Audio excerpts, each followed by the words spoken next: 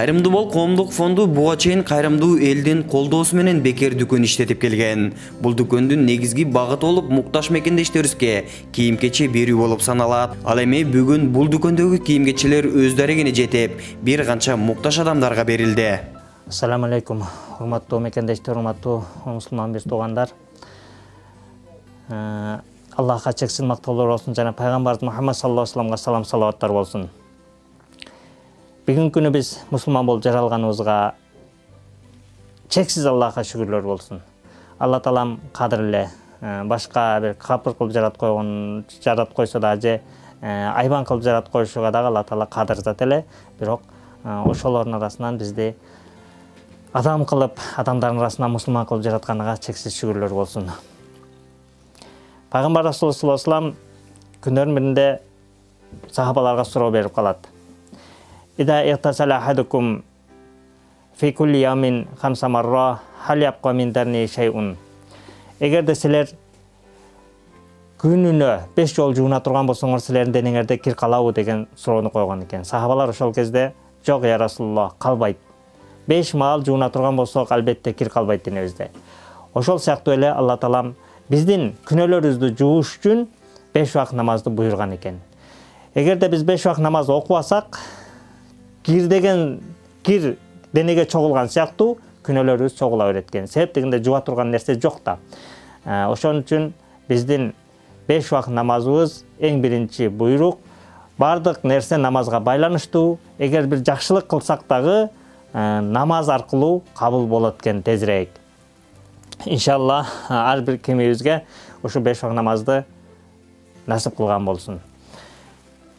Алла таала Кур'ан Каримде айтып кетет: «Ва аммас астаузу билла ва аммаса иля фала танхар». Силер суранып келген адамды куру кол кайтарбагыла деген. Бир момундун жүрөгү ооруса, бул Аллахтын наразылыгы пайда болуп, Аллахтын аршы титиреп кетет экен.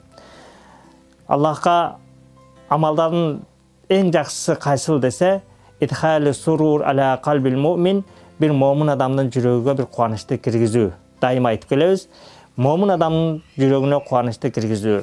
Биз мына ушул магазин ачылганы бери канча бир мекендештерибиз, канча бир туугандарыбыз бардыгыбыз биргеликте чогуу, биз болгону көпүрөбүз. Болгону сиздердин мына магазинди ачканга бир себепчи болуп калдык. Бул келген кийимдер бардыгы бир тууган сиздерден. Ушул кубанычка бардыгыбыз себепкербиз, бардыгыбыз ошол соопко биргебиз иншалла.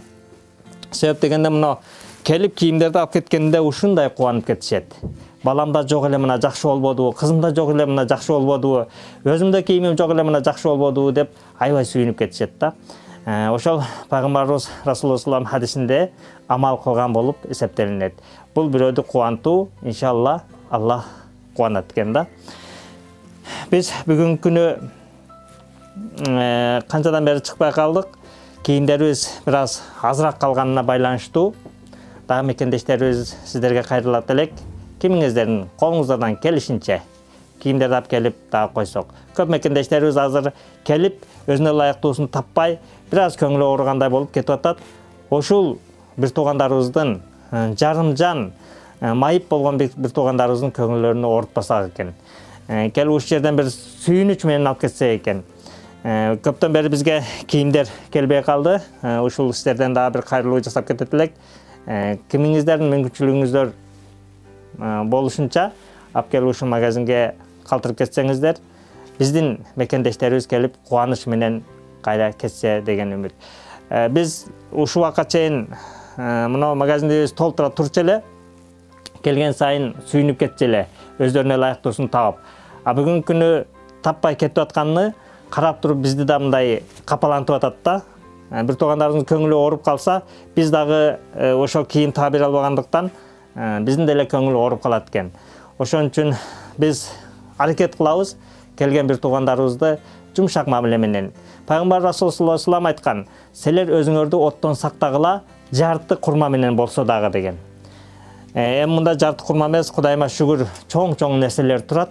Ошондой болсо дагы биз жакшы дагы магазинибизди бир толтуруп, дагы бир сыйра ошо келген мекендештерибизди куру кол чыгарбасак экен деген максат.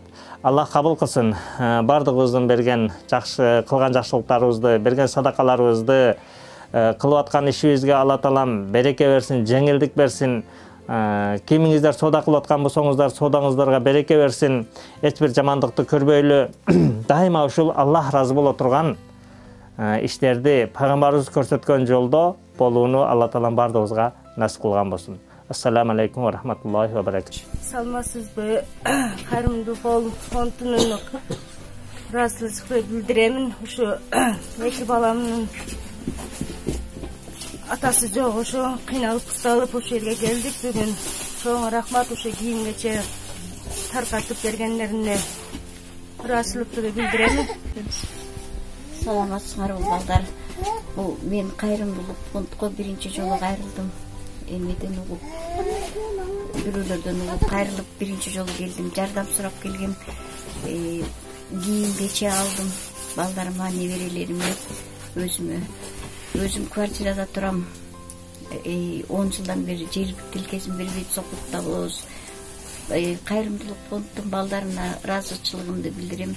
Бардыгына рахмат. Кийим-кече менен камсыз кылган балдарга өмүрлүү болсун.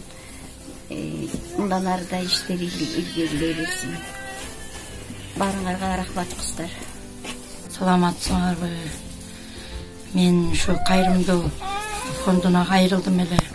Ушулар бизге жардам, мондай муктаж болгондорду жардам берип, аябай бизге кийим-кече жардам берип, ушу бизди жашынакай кийимдеринен берип, жашынакай бизди каарап, ушинтип бизди жардам берди. Мен аябай ыраазымын. Ушу кайрымдуу фонддун кыздарына жана балдарына чоң рахматыбызды айтабыз.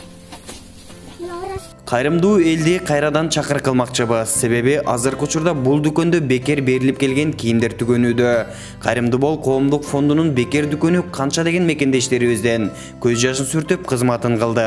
Ушул кызмат келечекте дагы көп деген жарандарыбызга жетпей жүргөн нерселерин бере алат деген үмүттөбүз. Андыктан биз менен сооп табуу жолунда бир сапарда болууга шашылалы.